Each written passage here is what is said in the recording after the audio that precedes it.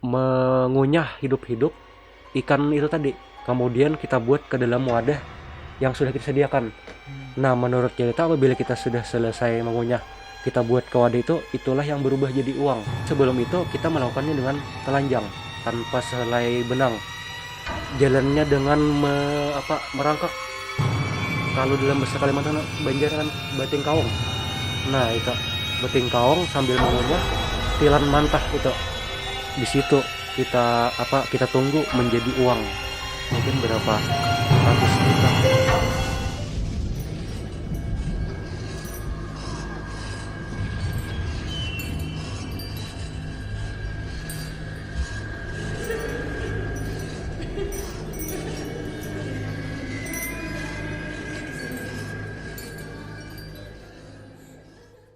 Selamat malam teman-teman.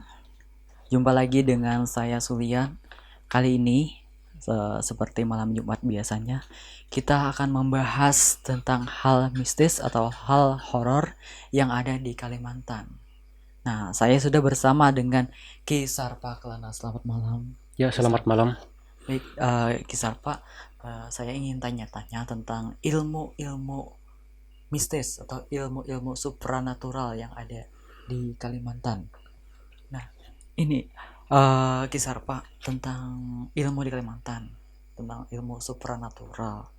Ada banyak kan di Kalimantan, di antaranya yang kisar Pak ketahui ilmu apa saja? Ya, yang paling ibarat familiar kita kenal atau paling sering kita populer lah di tengah masyarakat adalah yang pertama itu ilmu taguh. Ilmu taguh. Nah, tapi kan yang lebih eh, apa yang lebih sering dilakukan di Kalimantan ini adalah dengan cara mandi. Mandi. Artinya, tapi kan di sini sesuai pengetahuan dan pengalaman lah. Artinya bukan bukan apa artinya kan setiap orang bisa berbeda-beda. Nah, cuma ibaratnya itu kurang lebih sama. Nah, walaupun artinya ada sebagian mandinya itu ada yang pakai kain kain hitam. Mm-mm. Atau pakai macam-macam syarat lah. Tergantung tergantung yang ahli supranaturalnya. Macam-macam ritualnya. Syarat-syaratnya tergantung. Itu kan biasanya ilmu kebal atau mandi taguh itu digunakan untuk berkelahi. Terus adakah pantangan-pantangan ilmu tersebut? Biasanya kan yang sudah tradisi di masyarakat Kalimantan Selatan khususnya di Kandangan ini adalah biasanya anak muda yang ingin bertujuan merantau ke luar daerah. Nah, biasanya kan kalau memang merantau untuk bekerja itu adalah niatnya adalah artinya untuk membantu orang tua biasanya. Makanya adalah yang dicari jelas ilmu taguh atau mandi taguh yang artinya tidak menyeleweng lah. Kita yakini tidak menyeleweng daripada ajaran agama Islam. Nah, itu pasti tentu saja pantangannya adalah tiga dosa besar yang paling utama harus kita jauhi. Yang pertama adalah melakukan zina. Nah, kemudian yang kedua itu judi. Nah, yang ketiga adalah mabuk-mabukan. Itu adalah tiga dosa atau maksiat yang paling utama kita jauhi selama kita telah melakukan ritual mandi taguh. Kalau dilanggar, ya bisa-bisa pecah. Kalau dilanggar, biasanya itu akan pecah seketika. Nah, itu. Ya. Terus ada ilmu yang lain lagi nggak? Ilmu lain adalah yang berdasarkan cerita-cerita, kemudian pengalaman pribadi ada juga sedikit. Itu adalah ilmu gancang. Ilmu gancang. Itu kan dalam bahasa Banjar ilmu gancang. Kalau di bahasa Indonesia adalah ilmu artinya untuk mengangkat benda-benda berat lah. Itu bukan tenaga dalam, bukan? Bukan. Itu berasal yang saya ketahui untuk daerah Kalimantan ini sebagian ya ada yang mengambil amalannya dari kitab suci Al-Qur'an. Oh, ada amalan-amalan. Amalannya. Itu bukannya jin yang membantu, bukan? Bukan, tapi artinya tetap kita harus memiliki guru pembimbing. Artinya kan ilmu apa saja apabila tanpa guru, pasti yang jadi gurunya adalah iblis yang menyesatkan. Walaupun sama-sama sakti akhirnya. Iya. Kan sakti sama karomah kan berlainan. Mm-mm. Kalau amalan kita niat murni karena mengharap ridha Allah, nah maka akan timbullah karomah itu tanpa kita sadari. Nah, waktu kita terdesak, Kalau ini pantangannya ada pantangannya secara garis besar sama lah artinya. sama kayak tadi, kayak berbuat zina, Ya, judi, sama. yang utamanya adalah segala jenis maksiat-maksiat lah. Iya. Mm-mm. Kalau ilmu kebal yang lain yang dilarang, yang menyeleweng, terus kerja sama dengan jin atau dengan setan atau iblis, ada nggak? Kalau pengalaman saya sendiri, ya artinya kan maklum lah yang namanya pernah juga mengalami masa abu-abu. Artinya kan pernah juga terjerumus tanpa disadari, itu pernah melakukan ritual dengan untalan taguh. Itu apa tuh? Apa nama ilmunya? Itu ya untalan lah kalau kita sebut dalam sejarah. Cuma kan untalan itu saya tidak menyebutkan secara detail apa yang kita untal. Cuma dari situ efek samping kita ini badan menjadi panas atau emosinya cepat meledak. Nah, itu akhirnya setelah 2 tahun kurang lebih saya buang. Karena itu ini mudah emosi. Udah emosi. Sama juga artinya sedikit banyaknya dirasakan ada memiliki efek samping, artinya semacam apalah pergaulan ini rasa terkucilkan atau rezeki lah terasa sempit. Itulah mungkin efek negatifnya. Jadi sial gitu ya. Saya Cara kalau mendapatkan ya ke guru tadi. mendapatkannya itu mendapat informasi juga dari teman. Jadi ada gurunya juga. Ya ritual sendirian nggak? Nggak, Ada ya gurunya. ada gurunya. Jadi efeknya tadi bisa mudah emosi. Mudah emosi. Akhirnya ya karena merasa hebat, Merasa hebat. jago, ya bisa terjadi perkelahian, Padahal ibarat kita zaman sekarang kan artinya ya walaupun itu artinya kalau memang mencari yang bagus sajalah. Berbeda sama zaman dulu. Terus cara mengeluarkannya bagaimana, Ki? Waktu itu saya mendatangi alim ulama. Artinya yang beliau itu sudah dikenal lah. Artinya dikenal bisa untuk mengeluarkan segala macam ajian-ajian hitam. Nah, waktu itu saya minta diberi beliau air minum. Habis itu paginya langsung keluarlah segala macam. Bentuknya seperti apa? Ya, terasa ada biji-biji lah bulat keluar pas waktu pagi hari. Nah, waktu kita BAB. Nah, sudah. Habis itu nih badan emosi rasa nyaman yang selama 2 tahun disandang. Langsung terasa ringan. Kalau akibatnya misalnya orang kan mengaji ilmu kebal terus nggak sempat dikeluarkan, akibatnya apa tuh? Kalau akibat negatifnya orang mengaji atau belajar ilmu kebal meninggal. Ya, kalau kepercayaan di masyarakat kita Kalimantan kan artinya apalagi kebal yang dari ajian ilmu hitam itu biasanya memang sudah disangka menjadi arwah penasaran. Padahal itu jinnya atau Jin itu koren. Kalau kita sebut adalah korennya.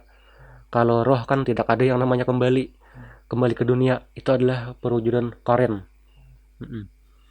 Jadi merinding. Kalau ini ketika sakaratul maut emang susah ya katanya. Ya susah.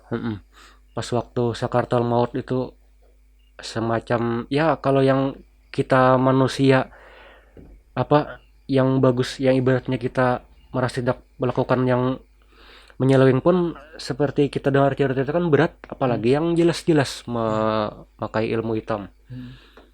Jadi susah sakar. Jadi banyak tadi akibat ilmu kebal, ada sakaratul maut, terus Mm-mm. meninggalnya susah, terus ketika mati jar orang Kalimantan jadi hantu.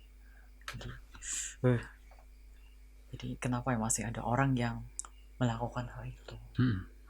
Terus ada ilmu lain nggak, Ki? Misalnya ilmu yang ke ilmu pelet ke wanita ada nggak, Ki, di Kalimantan? Kalau yang kita kenal kan memang hampir di seluruh daerah di Indonesia kan memang ada. Hmm. Cuma kan yang paling dikenal untuk di apa di Pulau Kalimantan ya adalah bulu perindu. Bulu perindu. Bulu perindu. Itu bentuknya seperti bulu ya, Ki? Bentuknya seperti rambut, Oh, seperti rambut. seperti rambut. Mungkin lebih keras sedikit lah. Nah, yang itu ya, Ki. Saya pernah lihat bulu terus ditaruh di air, gerak-gerak, itu benar. benar. Itu melawan arus.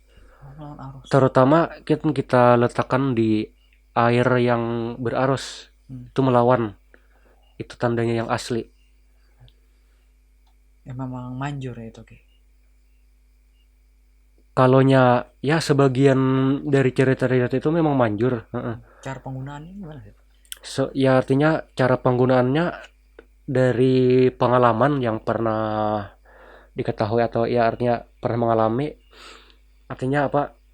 Itu dibuat dengan minyak. Itu bulu perindu itu kan adalah berupa bulu. Kita campur dengan minyak, dengan segala macam apa campuran-campuran minyak. Nah, baru minyaknya itu kita ritual dulu seberapa lama. Setelah cukup, nah baru minyaknya kita gunakan. Dioleskan ke orang yang kita tuju. Nanti Tapi yang penting persyaratan utamanya adalah orang itu paling tidak sudah pernah bertemu kita walaupun hanya satu kali. Jadi ibaratnya sehebat apapun ilmu pelet, kalau yang kita pelet itu tidak pernah tahu dengan kita, hanya kita yang tahu, tidak akan manjur. Karena kan menyerang ke saraf atau pikiran. Efek samping dari minyak itu. Kalau ilmu pesugihan di Kalimantan itu ada, kan di Jawa banyak nih pesugihan, ada babi ngepet, ada tuyul, ya macam-macam lah. Kalau di Kalimantan sendiri ada? Kalau di Kalimantan sendiri ini mungkin adalah pengalaman pribadi. Tapi yang seperti kita kenal kan seperti apa? Kalau ya ada yang sudah pernah sering kita dengar adalah babi ngepet. Atau apa yang apa itu? Tali pocong. Cuma kalau di Kalimantan ini yang lebih berdasarkan pengalaman pribadi. Artinya mendengar langsung dari saksi hidup. Saksi hidup yang bercerita di daerah Hulu Sungai Selatan itu dia pernah melakukan waktu masih muda. Nah, waktu itu artinya secara kisah singkatnya adalah waktu dia melakukan ritual itu memakai media, kalau di Kalimantan disebut ikan tilan atau mungkin semacam lele atau pintit yang apa itu. Nah, seperti pakai media itu. Artinya yang ditemuinya waktu itu waktu ritual adalah sosok yang tinggi besar, tidak pakai rambut, plontos. Artinya tinggi besar sekitar 2 meter. Nah, kan syarat daripada petunjuk dukun yang menyuruhnya adalah artinya memakai mengunyah hidup-hidup ikan itu tadi, ikan tilan. Wah, dimakan hidup-hidup. Dimakan hidup-hidup, kita buat, kita kunyah, kemudian kita buat ke dalam wadah yang sudah kita sediakan. Nah, menurut cerita apabila kita sudah selesai mengunyah, kita buat ke wadah itu, itulah yang berubah jadi uang. Tapi dengan artinya sebelum itu kita melakukannya dengan telanjang. tanpa sehelai benang. Jalannya dengan merangkak. Kalau dalam bahasa Kalimantan Banjar kan bating kaung. Nah, itu bating kaung sambil mengunyah, sambil kita buat kunyahan yang daging daging tilan mantah itu. Di situ kita tunggu menjadi uang. Mungkin berapa ratus juta. Nah, Mengerikan sekali ritualnya. tapi untung mungkin dia akidah keyakinan itu bisa artinya diselamatkan. Jadi dapat hidayah. Artinya sebelum menyelesaikan ritual langsung terpikir ini dosa-dosa nih. Padahal itu sosoknya udah timbul di hadapan, siap membuat uang di dalam wadah. Langsung itu pas terpikir langsung bubar lari. Lari, mungkin merasa takut dosa kah, atau mungkin takut dengan sosok di hadapannya. Pokoknya dia lari. Nah, habis itu gagal. Tapi akhirnya taubat gitu. Tobat. Baik, terima kasih untuk waktunya. Selanjutnya kita akan membahas tentang Kuyang Kalimantan. Sampai jumpa di malam Jumat selanjutnya.